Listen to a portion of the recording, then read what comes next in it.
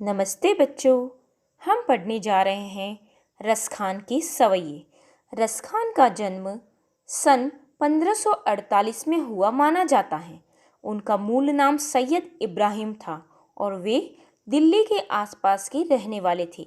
कृष्ण भक्ति ने उन्हें ऐसा मुग्ध कर दिया कि गोस्वामी विट्ठलनाथ से दीक्षा ली और ब्रजभूमि में जा बसे। सन 1628 के लगभग उनका देहांत माना जाता है। सुजान रसखान और प्रेम वाटिका उनकी उपलब्ध कृतियां हैं। रसखान रचनावली के नाम से उनकी रचनाओं का संग्रह मिलता है। भक्तिकालीन हिंदी कविता की कृष्ण भक्ति काव्यधारा के कवियों में रसखान का नाम अत्यंत महत्वपूर्ण है।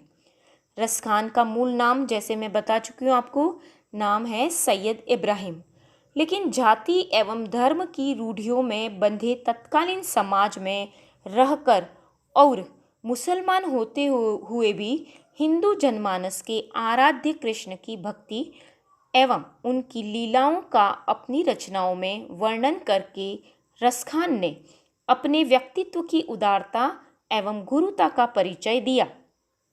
वास्तव में संपूर्ण भक्तिकालीन साहित्य एवं उसके रचयिता भक्त कवियों की यही सबसे बड़ी विशेषताएं भी हैं।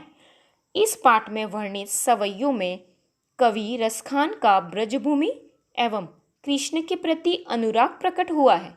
ब्रज भाषा का सहज एवं मनोरम रूप तथा सवैये छंद की गीतिमयता एवं लालित्य का दर्शन भी हमें इनमें प्राप्त होता है। भावों की स्वाभाविक एवं सहज सरल अभिव्यक्ति रसखान की कविता में उल्लेखनीय विशेषता है। तो आइए पढ़ते हैं पहला सवैया। प्रस्तुत सवैये में कवि का कृष्ण और ब्रज के प्रति अनन्य समर्पण भाव अभिव्यक्त हुआ है। रसखान चाहते हैं कि अपने आराध्य देव कृष्ण की निकटता उन्हें हर जन्म में प्राप्त हो। वे चाहते हैं कि पुनर्जन्म के अंतर्गत किसी भी योनि में उनका जन्म हो, लेकिन कृष्ण और ब्रजभूमि से उनका प्रत्यक्ष संबंध बना रहे।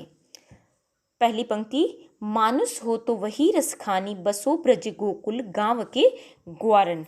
रसखान जी कहते हैं कि यदि मेरा जन्म मनुष्य के रूप में हो तो केवल ब्रज के गोकुल गांव में निवास करने वाले ग्वाले के रूप में ही हो, जिससे मैं कृष्ण के संग समय व्यतीत कर सकूं। और यदि जो पशु हो तो कहा बस मेरो, चरो नित नंद की दीनु मजारन। और यदि पशु रूप में जन्म लूं तो नंद की गायों के बीच जाकर चरूं, क्योंकि उन्हें चराने वाले हैं श्री कृष्ण। पाहुन हो तो वही गिरि को, जो कियो हरि छत्र पुरंदर धारण।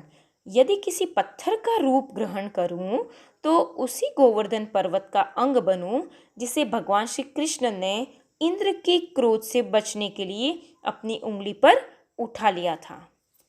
जो खग हो तो बसेरो करो मिली, कालिंदी कुल कदम्ब की डारन।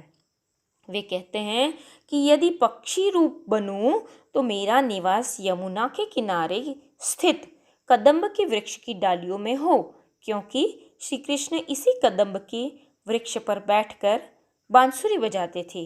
इस प्रकार रसखान केवल ब्रजभूमि से ही अपना संबंध स्थापित करना चाहते हैं। धन्यवाद।